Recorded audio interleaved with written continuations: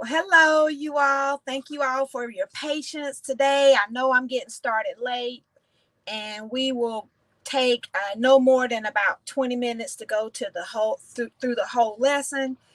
Today we are on day 2 of our Ignite Your Purpose challenge. And it really is not just a challenge, it is an adventure. It is a journey. The whole purpose of it is to get your creative juices to flowing, to encourage you about who you are and what you can do when you set your mind to it, when you begin to think outside of the box, outside of what you see right now today as your skills, your talents, and your abilities, and you strive to be more and to do more, you will be amazed at what you can accomplish.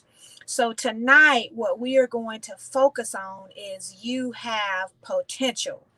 And so a lot of times when people talk about the term potential, it really is talked about in a way that we would know that it is a positive thing. Well, I'm going to flip the script on that just a little bit tonight because, from my perspective, potential is absolutely useless if it remains potential. If it does not ever get actualized, if it is never converted to actual work, then it actually accomplishes nothing. So I want to motivate you tonight to examine where you are and look at, are you fully maximized or do you still have potential? Now, the goal is, and I believe it's true for all of us, that the more you tap into your gifts, your talents, and abilities, the more gifts, talents, and abilities you're going to find available as you work through creativity, like what Phyllis does. Over the years, I imagine her skills have just blossomed and grown. If you write, the more you write, the better you're going to be able to write. Any skill that you use is going to grow. But not only is it going to grow, it's going to take you to new paths that you will be able to see skills, talents, and abilities that you did not know that you had. So tonight we are going to look at our potential energy. We're going to look at our potential to do what we need to do. We're going to look at what happens when that potential energy is acted upon by something, a force. We're going to call it a force because you all know I'm scientific, I'm an engineer. So I'm using some physics terms because they really relate to this topic of getting us to our next level. So you have potential. And then your potential, which is stationary, it's inertia, it's inert, it's on pause, it's not moving, is acted upon by a force. And then that force causes, now that force has to be greater than your desire not to move. So if you have a desire not to move and resources are being poured into you to make you move, those resources, that encouragement will mean nothing if they are not greater than your desire to stay put. So when you are acted upon by that force, when you are compelled, and we're going to talk about what that force is, how does that force come to be? If you are acted upon that force and it's great, I mean, you're sick and tired of being where you are.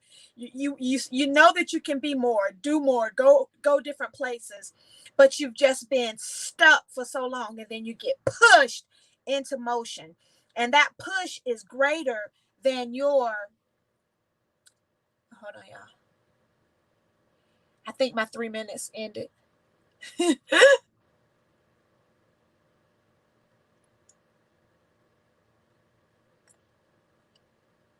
There was a problem. Please try again later.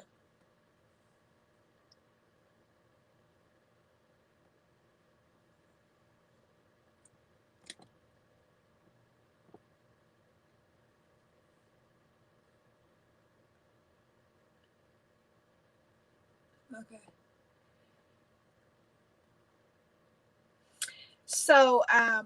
So your push puts you into motion and you began to move. And what do we call that? In physics and in life, when you go from not moving, and then you're crawling, and then you're walking, and then you're running. That's called momentum, right? Momentum is when you get in motion. And so momentum is basically a function of all the stuff that's weighing you down, and then the force that puts you in motion. How fast are you moving? So it's all of your gifts, talents, and abilities, plus minus all your gifts, talents, and abilities, minus all the junk that's holding you back, multiplied by the speed in which you're moving. That's momentum. And then when you get into that when you start moving with the momentum, and you start moving faster, because everything that's good starts to outweigh everything that's holding you back, and you begin to accelerate and move forward. And all of this gets us to a point where we're actually having effectiveness, where we're actually getting work done, where we're actually meeting our accomplishments. So that's what we're talking about tonight. And guess what I have a presentation for it, and I'm gonna pull it up. And it's not long like last night's presentation, because as some would say, it don't take all that. But where's my presentation at?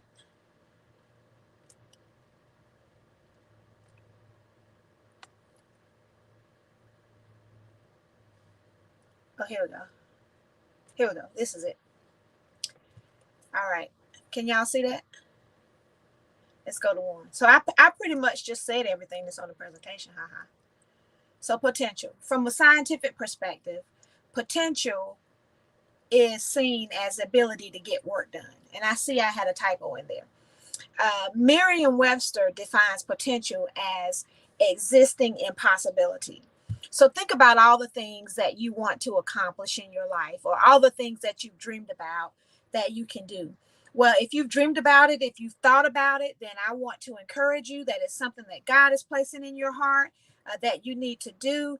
And so it's potential. That means that you have been given the permission to go forth and do it, because if you can see it and you can dream it, you can do it.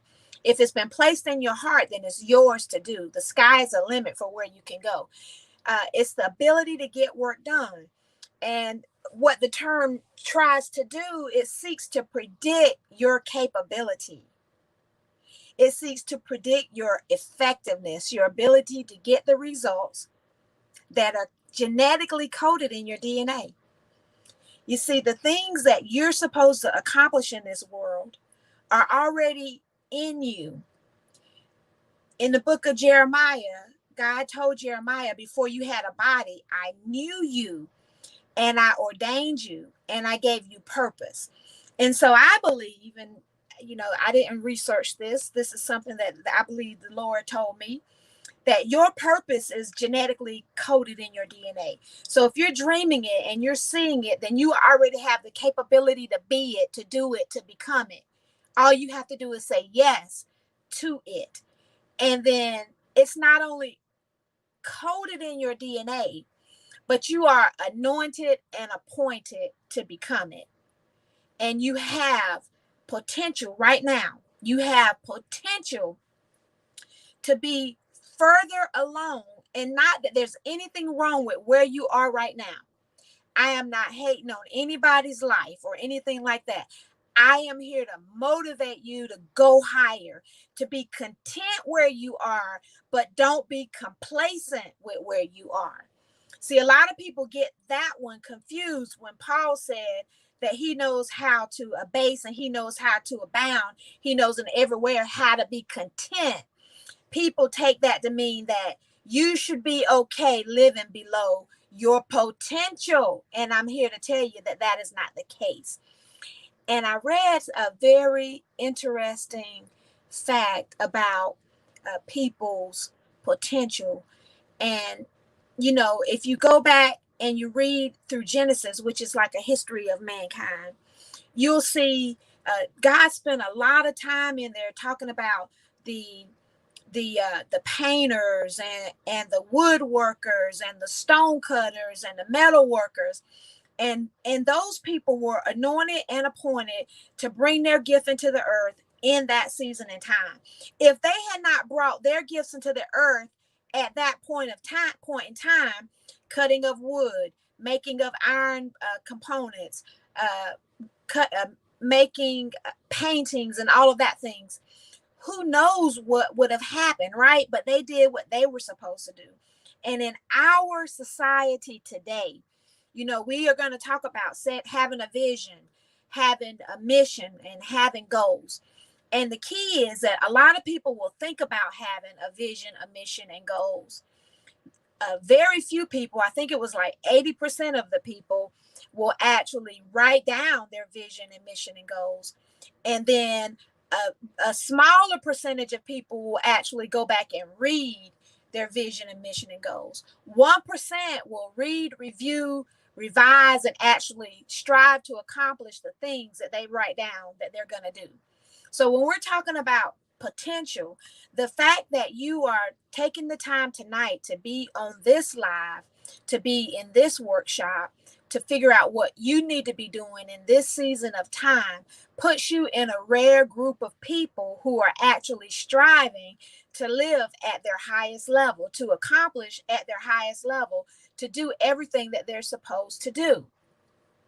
And so I want to congratulate you for that. I want to congratulate you for being in that category. Another way to look at potential is maximum usefulness. If you were to take down all the barriers in your mind that keep you from going, all of the stuff in society that keeps you from going forward, all of the religious spirited stuff out there, judgmental spirits, all of those haters, everything that keeps you from going forward. If you were to take all of that, your fears, your mindset, your lack of money, your lack of know-how, if you were to take all that out of the way and just lived your dream, what would be your maximum reach? That's your potential. Your potential is your effectiveness allowed to go forth without any impediments. That's your potential. Now, when we get to a point where we seek to move past potential and overcome all those barriers, then we are really, really moving in a seriously effective way. Now, if you are stationary, when you don't take any steps to move out of pause, to move out of being stuck, if you don't take steps, you will not move, because another law of physics says that an object at rest, and this is so beautiful because it applies not just to physics, but the physics of your life. An object at rest will stay at rest until it is acted upon by a force greater than its ability to stay at rest. Now that force, we talked about that force can be your sick and tiredness of being sick and tired, your desire to live your maximum potential. It can be you making up your mind, you selling in your heart that what God is saying to you on the inside, you're going to just lean into it, embrace it, and go forth and do it. So not only do you have the force of your yes, but then you have the supernatural force of God's ability to work with you and work through you and help you to accomplish what you need to accomplish. Nikki, you got a question? I do. Can you repeat that? An object at rest will remain at rest until it is acted upon by a force that is greater than its desire to stay put. So that means that you have to overcome your fears, because when we're talking about you, the only thing that can get you in motion is you getting in motion. Now, sometimes your circumstances will be so horrible that you just decide you're going to go and you're going to do.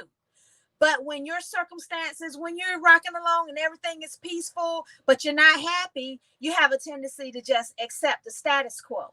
That's why sometimes it takes calamity to get us to move. But we shouldn't be the kind of people that wait until calamity comes for us to go forth and do the things that are in our heart to do, to become those things that are in our heart to become. Am I making sense? I'm talking fast. I'm supposed to be teaching. This is not, y'all say this ain't Sunday. This is Tuesday. This, what's the day? Monday? So when an object is moved, let's talk about that. When an object is moved a certain distance, that's called work. Now we'll talk about work tomorrow because work is power. But your force has to come forth. What's inside of you? What is your heartfelt desire? What do you want to be? What do you want to become? What are you tired of? What breaks your heart? When you look out into the world and you see all of the causes and concerns that people have, or even concerns in your own life, what is hindering you? What do you want to be? What do you want to help? Who do you want to serve? So if we were given a formula to describe this, your work, your effectiveness from this perspective, then we would see that your work is equal to your gifts, your talents, and your abilities multiplied by your desire to go forth and do them. You want me to say that again, Nikki? I see you taking notes. If we look for a formula, I'm just going to read what I wrote. If we look for a formula, how about that? Read what you wrote, right? I'm not even using the slides. Can you see the slides? Well, we still on potential. We still on potential. I'm still on potential. I told you we're going to get done in 15 minutes. Let's see how long I've been going. About 15 minutes. Well, okay, we wrapping it up. So if we were to look for a formula to describe work from a perspective of your potential, then we would say that your work is equal to the amount of your gifts, your talents, and abilities that rest on the inside of you, multiplied by your accomplishments in your lifetime. So if you have 0 accomplishments, but you have tons of gifts, talents, and abilities, 0 times anything is what? 0. Yeah, see, I love math. I love math and science. So, Phyllis, if you had never painted a picture, but you had that ability inside of you, it means absolutely nothing. So that's why I say to people, it really is, it can almost be an insult when somebody says that you have potential. Because usually when somebody is telling you that you have potential, they're getting ready to say, but I see something in you, but you're messing up your life. I see something in you, but you wasting your skills. You wasting your talents. You got potential. You could be something. So you have potential, ladies. Come on, now. You want me to move on to the next slide? You have potential. Oh, let me turn the volume up. Look, let me turn the volume up. Michelle. Yes. You said something about potential is you were given a description of it. Potential. Okay, I'll read it again. If we were looking for a formula to describe your work, your potential, it's your gifts, your talents, and your abilities, really multiplied by how you've used them, your accomplishments. The one I was thinking of is before that. Oh, it was? Potential is your maximum. Okay, potential is your if you were to remove all the barriers in your life, Right. potential is your greatest ability to get to produce, to accomplish based on the talent and the gifts and abilities that are on the inside of you. Okay.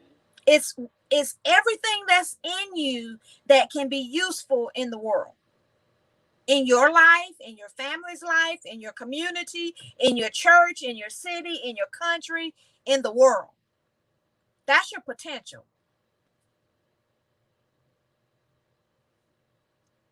You good with that? Yeah. Thank you. Oh, you hearing it twice? Somebody said they're hearing it twice. I wonder why I'm echoing. I don't hear an echo. On Facebook.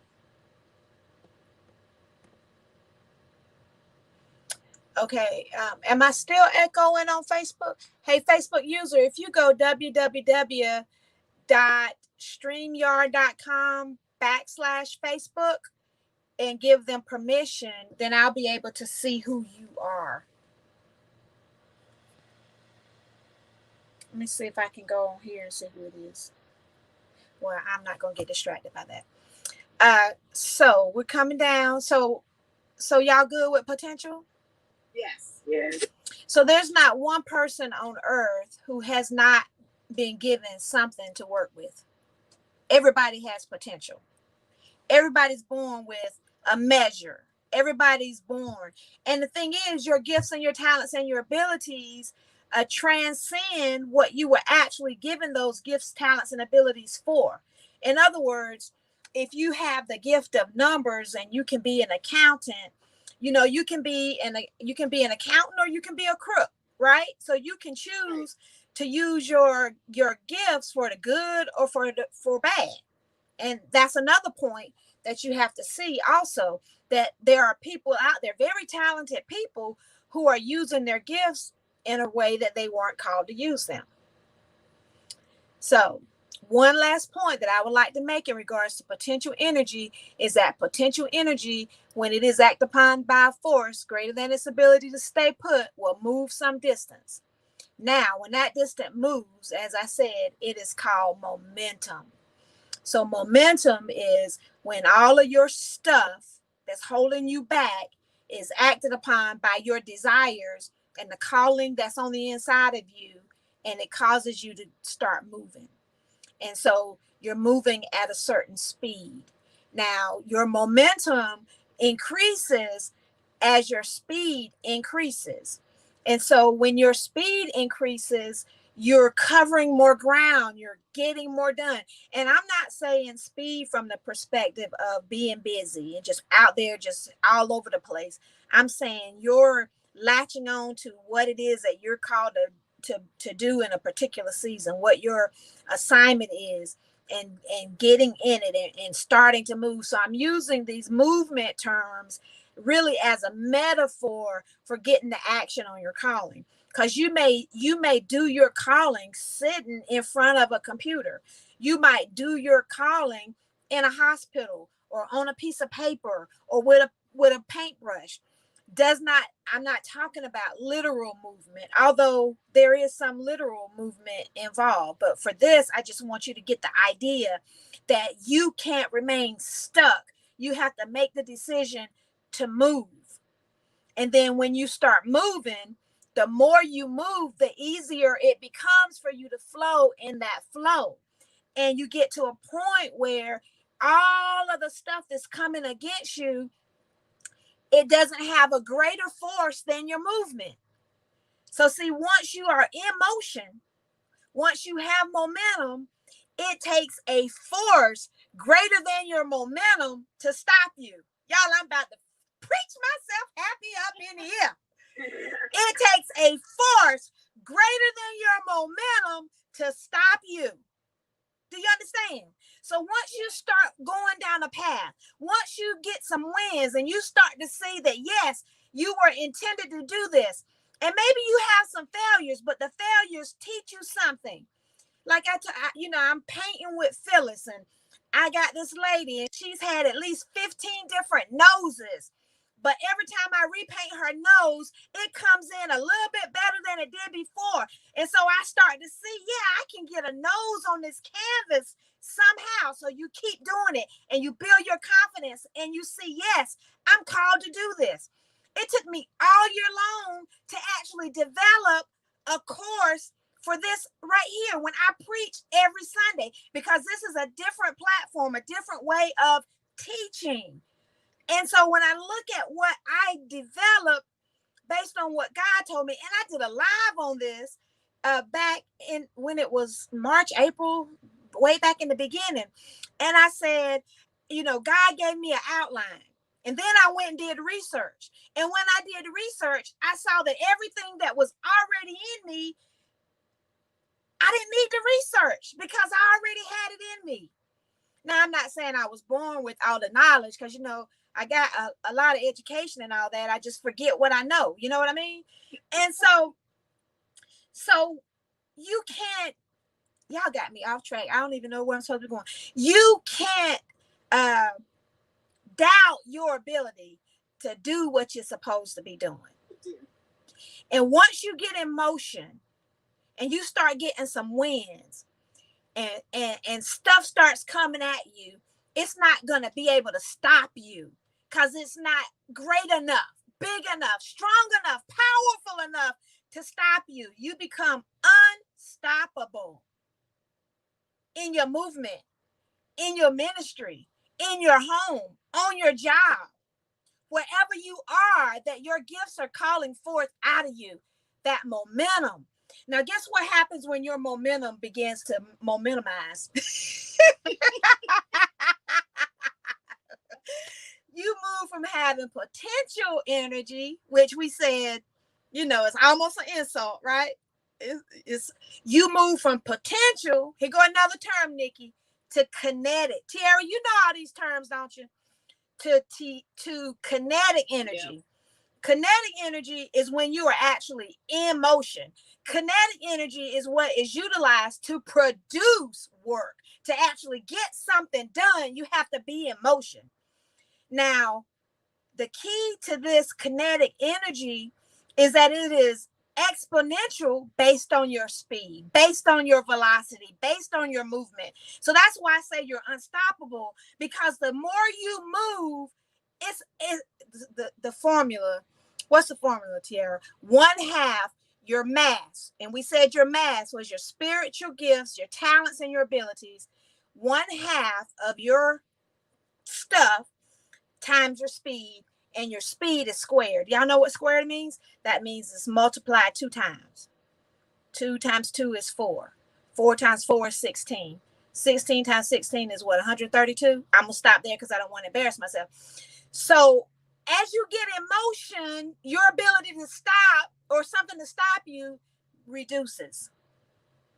Now, I'm not saying that to say you should be out there doing foolish stuff, but I'm saying get in the flow of your calling. Everyone has a calling. Get in the flow of what you're supposed to be doing. Okay. All right. I said all that, and I think that's where I wanted to stop. Let's see where we at on the slides. We talked about potential. We talked about momentum. We talked about kinetic energy, and then acceleration. Acceleration is what happens when you begin to ramp up your velocity. And we'll take acceleration tomorrow as we talk about, well, tomorrow's Tuesday. Yes, we're going to talk about getting stuff done tomorrow. Now, what is all of this for? It's to encourage you to get busy. And I don't mean busy like going around doing stuff just to be seen and just to look like you're doing stuff. I really mean being effective, maximizing everything that's on the inside of you and being who you are called to be. Now, I have 2 more slides. Y'all see that? And I'm going to end the live because that's all. So thank you all who are watching on the live on Facebook or on YouTube or on Periscope, I believe I put it on. If you have any questions, you can email me at michelle@michellewfuqua.com, and I will respond. If you are looking to have someone to help you to develop a plan to release your potential and move into your energy, then please reach out to me and we can talk. Thank you. Have a good day.